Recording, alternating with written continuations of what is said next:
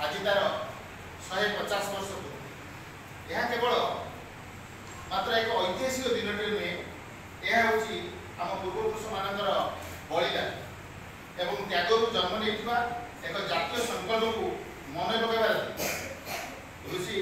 बंकिम चंद्र लिखनी सृष्टि हो गुरु रवींद्रनाथ ठाकुर कंठरे शक्ति पाई गीत आम स्वाधीनता संग्रामी मान मृत्युंजय मंत्र था। राष्ट्र प्रेमर यह महामंत्र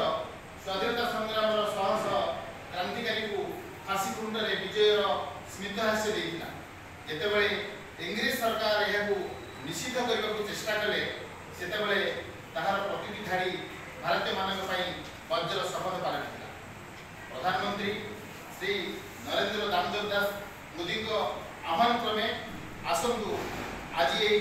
महान गीतर अमृत कहानी को स्मरण करी आमे समस्ते मातृभूमि सार्वभौमित्व और एकता